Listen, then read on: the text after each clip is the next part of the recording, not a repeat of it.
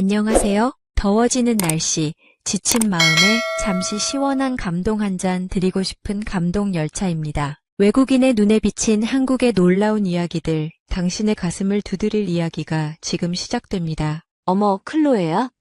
정말 너야? 파리 공항에서 1년 만에 딸을 마중 나온 어머니가 저를 보고도 몰라보며 당황하고 계셨어요. 엄마, 저예요. 아니야, 우리 딸은 이렇게 예쁘지 않았는데. 정말 클로에 맞아? 아버지까지. 우리 딸 맞나? 완전히 다른 사람 같은데. 라고 하시며 제 얼굴을 계속 쳐다보셨어요. 어머니는 제 손을 잡고 만져보시면서 정말 우리 클로에야? 라고 몇 번이나 되물으셨거든요. 그 순간 깨달았어요. 한국에서 1년이 저를 완전히 다른 사람으로 만들어버렸다는 걸 말이에요. 도대체 한국에서 무슨 일이 일어났던 걸까요? 왜 친부모도 몰라볼 정도로 제가 달라진 걸까요? 단순히 외모만 변한 게 아니었어요. 걸음걸이, 표정, 말투, 심지어 숨쉬는 방식까지 모든 게 바뀌어 있었거든요. 어떻게 이런 놀라운 변화가 가능했을까요? 지금부터 그 믿기 어려운 이야기를 들려드릴게요. 잠깐 여러분 그거 아시죠? 여러분의 구독, 좋아요, 알림 설정은 저에게 가장 큰 선물입니다. 클릭 한 번으로 제게 큰 힘을 주시길 바라요. 안녕하세요. 저는 클로에 듀부아입니다. 프랑스 파리에서 태어나고 자란 24살 대학생이에요. 사실 제가 이렇게 유튜브에 얼굴을 내밀고 이야기를 하고 있다는 것 자체가 기적 같은 일인데, 왜냐하면 불과 2년 전만 해도 저는 거울조차 제대로 쳐다보지 못하는 사람이었거든요. 저희 집은 파리 15구에 있는 작은 아파트였습니다. 아버지는 소규모 카페를 운영하시고 어머니는 초등학교 선생님이셨어요. 언니가 하나 있었는데 제가 어릴 때부터 늘 들었던 말이 있었습니다. 언니 마리는 정말 예쁘다. 언니는 엄마를 닮았다. 언니는 모델이 될 수 있을 것 같다는 말들이었죠. 그럼 저는요? 저는 항상 아버지를 닮았다는 말을 들었어요. 널쩍한 얼굴에 뚜렷하지 않은 이목구비. 그리고 무엇보다 쌍꺼풀이 없는 작은 눈이 컴플렉스였습니다. 어릴 때부터 가족 사진을 찍을 때면 항상 뒤로 숨었어요. 학교에서 단체 사진을 찍을 때도 맨 뒤쪽 구석에 서곤 했죠. 친구들은 서로 셀카를 찍어달라고 하고 인스타그램에 예쁜 사진들을 올리는데 저는 그런 게 너무 부러우면서도 감히 엄두를 낼 수 없었습니다. 제 휴대폰 갤러리에는 제 얼굴이 나온 사진이 거의 없을 정도였어요. 중학교 때 일이었습니다. 반에서 가장 인기 있던 남학생 줄리앙이 농담처럼 이런 말을 했어요. 클로에는 정말 평범하게 생겼어. 길에서 마주쳐도 기억 못할 것 같아. 그때 반 아이들이 웃었는데 그 웃음소리가 지금도 귀에 맴돕니다. 그날 집에 와서 한참을 울었던 기억이 나네요. 어머니가 괜찮냐고 물어보셨지만 어떻게 말씀드릴 수 있었겠어요. 고등학교에 올라가서도 마찬가지였습니다. 친구들은 화장품에 관심을 갖기 시작했는데 저는 화장을 해봐도 별로 달라지는 게 없는 것 같아서 포기했어요. 오히려 화장을 하면 제 평범한 얼굴이 더 부각되는 것 같았거든요. 그래서 그냥 깔끔하게만 다니자고 마음먹었습니다. 한 번은 고등학교 3학년 때 소풍을 갔는데 친구들이 모두 함께 사진을 찍자고 했어요. 저는 습관적으로 뒤로 빠지려고 했는데 담임 선생님이 클로에도 앞으로 나와서 찍으라고 하시더라고요. 어쩔 수 없이 앞으로 나갔는데 나중에 그 사진을 보니까 저만 표정이 굳어있고 어색해 보였습니다. 다른 친구들은 모두 환하게 웃고 있었는데 말이에요. 대학교에 입학했을 때도 상황은 크게 다르지 않았어요. 소르본 대학교 언어학과에 입학했는데 새내기 환영회에서도 구석진 자리에 앉아서 조용히 있기만 했습니다. 다른 학생들은 자기소개도 당당하게 하고 SNS 계정도 서로 교환하는데 저는 그런 자신감이 없었거든요. 특히 기억에 남는 일이 하나 있어요. 대학교 2학년 때 언어학과 동기들과 함께 레스토랑에 갔는데 웨이터가 우리 테이블 사진을 찍어주겠다고 하더라고요. 친구들은 모두 기뻐하면서 포즈를 취했는데 저만 뒤로 빠지려고 했습니다. 그러자 친구 소피아가 클로에 왜 맨날 사진 찍기 싫어해?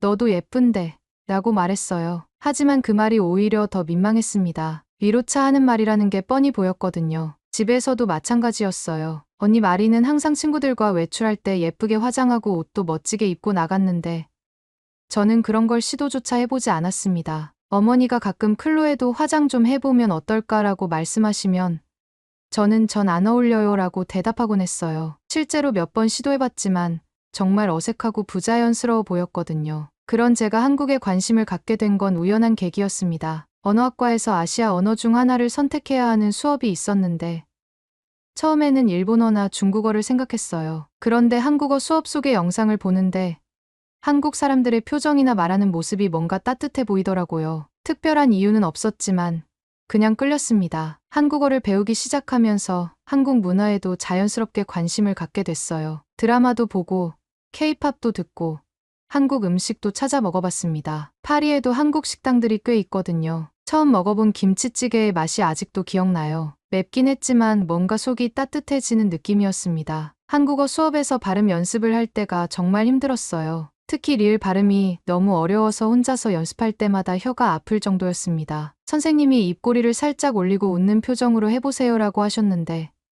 그 말을 듣고 거울 앞에서 계속 연습했어요. 그때는 몰랐지만 이런 작은 습관들이 나중에 제게 큰 변화를 가져다 줄 줄은 꿈에도 생각하지 못했습니다. 그러던 중 3학년이 되면서 교환학생 프로그램 공지가 나왔어요. 여러 나라 중에서 한국도 있더라고요. 솔직히 처음에는 망설였습니다. 저 같은 사람이 혼자서 그 먼 나라에 가서 잘 지낼 수 있을까 싶었거든요. 하지만 어머니가 등을 떠밀어 주셨어요. 클로에, 내가 요즘 한국 이야기할 때 눈이 반짝반짝 빛나더라. 한번 도전해보는 게 어떨까? 지원서를 내고 면접을 봤는데 다행히 합격했습니다. 서울의 한 대학교에서 1년간 공부할 수 있게 된 거죠. 그때만 해도 단순히 새로운 환경에서 공부해보고 싶다는 마음뿐이었어요. 혹시 한국에서 새로운 친구들도 사귈 수 있을까 하는 작은 기대도 있었습니다. 출국 전날 밤, 가족들과 마지막 저녁을 먹으면서 아버지가 말씀하셨어요. 클로에, 너는 지금도 충분히 아름다운 아이야. 다만 스스로를 잘 모를 뿐이지. 그 말씀이 위로가 되기도 했지만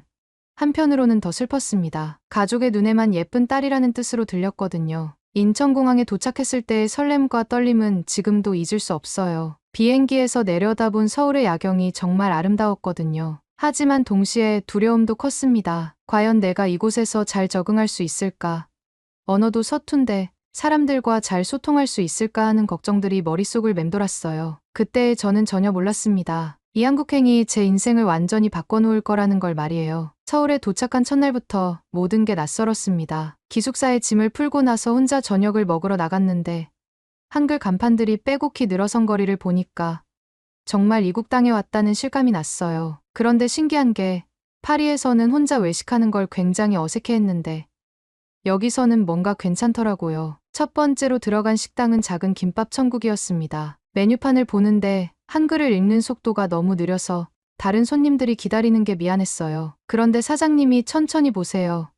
괜찮아요 라고 말씀해 주시더라고요. 그 따뜻한 말 한마디에 마음이 녹았습니다. 한국어 학원은 기숙사에서 지하철로 30분 거리에 있었어요. 첫 수업 날, 반에는 중국, 일본, 베트남, 미국에서 온 학생들이 있었는데 모두들 저보다 한국어를 훨씬 잘하는 것 같아 보였습니다. 선생님이 자기소개를 하라고 하셨을 때 저는 너무 떨려서 목소리가 제대로 나오지 않았어요. 그런데 정말 힘든 건 발음이었습니다. 특히 리을 발음이 도저히 안 되더라고요. 사랑, 라면, 이모컨 같은 단어들을 연습할 때마다 혀가 꼬이고 입이 아팠어요. 선생님이 입모양을 동그랗게 하고 혀끝을 살짝 굴려보세요 라고 하셨는데 거울 앞에서 혼자 연습하는 제 모습이 우스꽝스러웠습니다. 어느 날은 정말 답답해서 기숙사 화장실에서 1시간 넘게 발음 연습을 했어요. 나라라라 하면서 계속 반복하는데 룸메이트가 걱정스러운 표정으로 괜찮아? 라고 물어보더라고요. 그때 거울을 보니까 제가 계속 입꼬리를 올리고 있더라고요. 발음을 정확하게 하려고 자꾸 웃는 표정을 짓고 있었던 거였습니다. 한국어 발음 연습이 이렇게 힘들 줄 몰랐어요. 니은,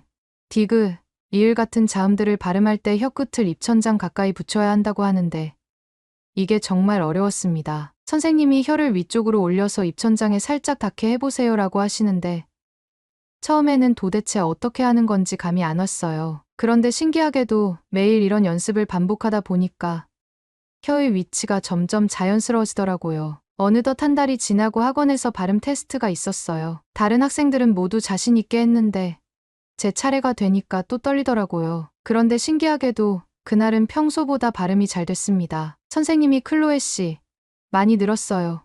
라고 칭찬해 주셨을 때 정말 기뻤어요. 학원을 다니면서 자주 가게 된 곳이 근처에 있는 작은 치킨집이었습니다. 처음에는 메뉴를 주문하는 것도 힘들었는데 사장님 부부가 너무 친절하셔서 자주 가게 됐어요. 학생이에요? 라고 물어보시더니 한국 공부 열심히 해요라고 응원해 주시기도 했습니다. 그 치킨집에서 특별한 경험을 했어요. 어느 날 혼자 치킨을 먹고 있는데 옆 테이블에 앉은 한국 대학생들이 저를 보고 수군거리더라고요. 혹시 제가 이상하게 보이나 싶어서 불안했는데 그중 한 명이 다가와서 혹시 외국인이세요? 한국어 정말 잘하시네요 라고 말했습니다. 그때까지만 해도 제 한국어 실력이 형편없다고 생각했는데 칭찬을 받으니까 자신감이 생기더라고요. 시간이 흘러 치킨집 사장님이 놀라운 말씀을 하셨어요. 아가씨, 요즘 얼굴이 많이 밝아졌네요. 처음 왔을 때랑 완전 달라요. 저는 깜짝 놀랐습니다. 제가 뭔가 달라졌다고요? 그날 밤 기숙사에 돌아와서 거울을 자세히 들여다봤어요. 정말 신기했습니다. 뭔가 얼굴이 전보다 환해 보이더라고요. 특히 눈매가 예전보다 생기가 있어 보였어요. 그리고 무엇보다 제가 거울을 보면서 웃고 있다는 게 놀라웠습니다. 파리에 있을 때는 거울을 보면 항상 찡그렸는데 말이에요. 봄이 되면서 더 확실한 변화들을 느끼기 시작했습니다. 한국어 발음을 위해서 매일 입 운동을 하다 보니까 턱선이 예전보다 또렷해진 것 같았어요. 그리고 계속 웃는 표정을 연습하다 보니까 자연스럽게 미소 짓는 습관이 생겼습니다. 그때 한국어 선생님이 흥미로운 이야기를 해주셨어요. 한국어를 배우는 외국인들이 종종 얼굴이 달라진다고 하는데 이게 우연이 아니에요 라고 하시더라고요. 한국어 발음을 할 때 혀를 입천장 가까이 두는 소리들이 많아서 이런 발음을 반복하면 혀가 바른 위치에 고정되면서 구강 구조가 안정된다는 거였습니다. 그리고 한국어 특유의 부드러운 소리들을 내려면 자연스럽게 입꼬리를 올리게 되는데 이게 표정근 운동이 되어서 얼굴이 생기 있어 보이게 된다고 하셨어요. 한국 음식도 제게 좋은 영향을 줬어요. 매운 음식을 먹으면서 자연스럽게 물을 많이 마시게 됐고 김치나 나물 같은 발효 음식들을 먹다 보니까 피부가 맑아지는 게 느껴졌습니다. 파리에서는 주로 빵이나 치즈 위주로 먹었는데 여기서는 밥과 반찬 위주의 식단으로 바뀌니까 몸이 가벼워지더라고요. 날씨가 더워지는 여름 무렵에는 정말 놀라운 일이 있었어요. 기숙사 근처 피부과에서 상담을 받아보라는 한국 친구의 권유로 처음 가봤는데 의사 선생님이 피부가 많이 좋아졌네요. 한국에 온 지 얼마나 됐어요? 라고 물어보시더라고요. 간단한 레이저 토닝을 받았는데 비용도 파리의 절반밖에 안 되면서 효과는 훨씬 좋았어요. 그날 피부과에서 만난 한국 언니가 저에게 화장하는 법을 알려줬어요. 외국인들은 화장을 너무 진하게 하는데 한국식으로 자연스럽게 해보세요라고 하면서 직접 메이크업을 해주시더라고요. 거울을 보는 순간 정말 깜짝 놀랐습니다. 완전히 다른 사람 같았거든요. 그 언니가 명동으로 데리고 가서 한국 화장품들을 하나씩 설명해줬어요. 틴트, 쿠션 파운데이션, 그라데이션 립 같은 걸 처음 써봤는데 정말 신세계였습니다. 파리에서는 파운데이션을 두껍게 발라서 가렸다면 한국에서는 자연스럽게 살려주는 느낌이었어요. 여름이 깊어질 무렵 변화는 더욱 뚜렷해졌어요. 한국 친구 지은이가 저를 홍대 미용실에 데리고 갔는데 미용사 선생님이 얼굴형에 맞는 헤어스타일로 바꿔보시죠라고 하시더라고요. 파리에서는 항상 똑같은 스타일만 했는데 여기서는 앞머리를 치고 레이어를 넣어서 완전히 새로운 모습이 됐어요. 헤어스타일을 바꾸고 나니까 지은이가 언니, 이제 진짜 한국 사람 같아요. 라고 하더라고요. 거울을 보니까 정말 그런 것 같았어요. 뭔가 더 세련되고 트렌디해 보였습니다. 그때부터 옷 스타일도 바뀌기 시작했어요. 파리에서는 항상 검은색이나 회색 옷만 입었는데 한국에서는 파스텔 톤이나 밝은 색깔 옷들을 입게 됐어요. 동대문에서 쇼핑할 때도 이 색깔 어때요? 라고 자연스럽게 물어보면서 새로운 스타일에 도전하게 됐습니다. 가을이 오면서 한국어 실력도 많이 늘어서 한국 친구들과 깊은 대화를 나눌 수 있게 됐어요. 학원에서 만난 한국인 언어교환 파트너 지은이와 카페에서 이야기하는데 갑자기 지은이가 언니, 진짜 많이 달라졌어요 라고 말하더라고요. 저는 당황해서 아직도 별로인데요 라고 했더니 지은이가 아니에요. 정말로 처음 봤을 때랑 완전 달라요. 뭔가 한국 사람처럼 자기 관리를 잘하시는 것 같아요 라고 했습니다. 그 말을 듣고 깨달았어요. 한국에 와서 자연스럽게 외모 관리에 신경 쓰게 됐다는 걸 말이에요. 파리에서는 있는 그대로가 중요하다고 생각했는데 한국에서는 자기를 가꾸는 게 예의라고 생각하게 됐어요. 늦가을 어느 날 정말 믿기 어려운 일이 일어났어요. 명동에서 쇼핑을 하고 있는데 어떤 한국 청년이 다가와서 혹시 시간 있으시면 커피 한잔 하실래요? 라고 물어보더라고요. 평생 처음으로 길에서 누군가가 저에게 관심을 보인 거였습니다. 너무 당황해서 정중히 거절했지만 그 순간의 느낌은 잊을 수 없어요. 겨울이 다가오면서 제 자신도 확실히 알 수 있었습니다. 거울을 보는 게 더 이상 두렵지 않았어요. 오히려 매일 아침 거울 앞에서 오늘도 좋은 하루 보내자라고 웃으면서 말하는 습관이 생겼습니다. 한국식 스킨케어 루틴도 완전히 몸에 배어서 토너, 에센스, 크림까지 차례대로 바르는 게 자연스러워졌어요. 한국에서의 변화는 단순히 외모만이 아니었습니다. 마음가짐 자체가 달라졌어요. 예전에는 항상 위축되어 있었는데 이제는 자연스럽게 사람들과 대화하고 웃으면서 지낼 수 있게 됐습니다. 뭔가 제 안에 숨어있던 자신감이 깨어나는 느낌이었어요. 저는 확신할 수 있었습니다. 한국이 저를 바꿔놓았다는 걸 말이에요. 봄이 되면서는 정말 특별한 기회가 찾아왔어요. 한국어 학원에서 신입생 오리엔테이션 도우미를 해달라고 요청받은 거예요. 1년 전에는 제가 도움받던 입장이었는데 이제는 도움을 주는 입장이 된 거죠. 새로운 프랑스 학생을 만났는데 그 학생이 저를 보고 선배님, 정말 한국 사람 같으세요라고 하더라고요. 그 무렵 한국 전통 문화에 대해서도 많이 배우게 됐어요. 한복 입기 체험을 하러 갔는데 한복집 사장님이 아이고, 이 옷이 정말 잘 어울리네요. 한국 사람보다 더 한국적이에요 라고 말씀해 주시더라고요. 그날 경복궁에서 한복을 입고 사진을 찍는데 관광객들이 저를 보고 저분 한국 사람이에요? 정말 우아하시네라고 하는 소리가 들렸어요. 한국 음식 만들기도 배웠어요. 지은이 어머니가 김치 담그는 법을 알려주시겠다고 하셔서 집에 놀러 갔는데 어머니가 클로에가 김치 담그는 솜씨가 진짜 좋네. 한국 며느리감이야 라고 농담하시면서 웃으시더라고요. 그날 저녁 지은이 가족과 함께 제가 담근 김치로 저녁을 먹었는데 정말 가족이 된 기분이었어요. 가을이 깊어갈 무렵 정말 아쉬운 소식을 들었어요. 파리 대학교에서 연락이 와서 복학 준비를 해야 한다는 거였어요. 교환학생 기간이 끝나가고 있었거든요. 그 소식을 들었을 때 정말 마음이 복잡했어요. 한국을 떠나고 싶지 않았거든요. 친구 지은이에게도 이야기했더니 언니, 진짜 가야 해요? 좀 더 있으면 안 돼요. 라고 하면서 정말 속상해 하더라고요. 언니가 없으면 누구랑 수다 떨어요?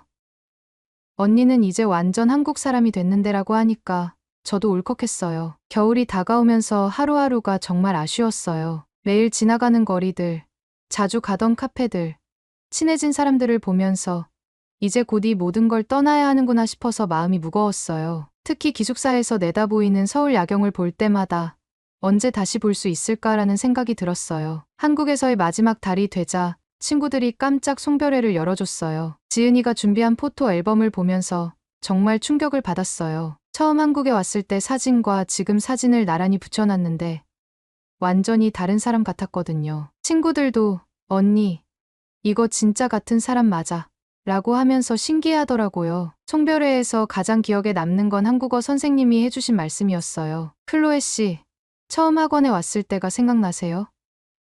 그때는 정말 소심하고 자신감이 없어 보였는데 지금은 완전히 다른 사람이 됐어요. 외모의 변화보다 더 놀라운 건 내면의 자신감이 밖으로 드러나는 거예요. 마지막 날 아침에는 혼자 한강을 걸었어요. 차가운 겨울바람이 볼을 스치는데도 발걸음을 멈출 수가 없었어요. 이게 마지막일까라는 생각에 눈물이 날 것 같았어요. 한강에서 바라본 서울의 모습이 너무 아름다웠는데 이제 이 풍경을 언제 다시 볼 수 있을지 모르겠더라고요. 공항으로 가는 택시 안에서는 정말 마음이 복잡했어요. 창밖으로 지나가는 서울의 거리들을 하나하나 눈에 담으려고 했어요. 드디어 파리 공항에 도착했을 때 부모님이 마중 나와 계셨어요. 그런데 정말 놀라운 일이 벌어졌어요. 어머니가 저를 보고도 몰라보시는 거예요. 제가 엄마라고 부르자 어머니가 깜짝 놀라시면서 어머, 클로에야?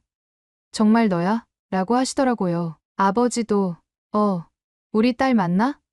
완전히 다른 사람 같은데 라고 하시면서 계속 저를 쳐다보셨어요. 어머니가 클로에, 너 정말 어떻게 된 거야?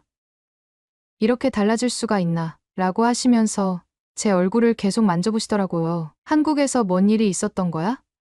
완전히 새 사람이 됐네 라고 하시는데 그 말을 듣는 순간 정말 뭉클했어요. 차 안에서 부모님께 한국에서의 이야기를 해드렸는데 어머니가 한국이 우리 딸을 이렇게 예쁘게 만들어줬구나라고 하시면서 눈물을 글썽이시더라고요. 아버지도 교환학생 보내길 정말 잘했다고 하시면서 기뻐하셨어요. 집에 도착해서 거울을 보니까 정말 신기했어요. 파리 공항에서 부모님이 몰라보실 정도로 달라진 제 모습을 다시 한번 확인할 수 있었거든요. 한국에서 보낸 1년이 저를 완전히 새로운 사람으로 만들어준 거였어요. 그날 밤 침대에 누워서 한국을 떠올리며 마음속으로 말했어요. 고마워, 한국아. 나를 완전히 새로운 사람으로 만들어줘서 꼭 다시 올게. 한국이 제게 준 건 단순히 언어나 외모 변화가 아니었어요. 자신감, 따뜻함, 그리고 새로운 삶에 대한 용기였어요. 파리에 돌아온 지 한 달이 지났는데 정말 놀라운 일들이 계속 일어나고 있어요. 한국에서의 변화가 단순히 일시적인 것이 아니라는 걸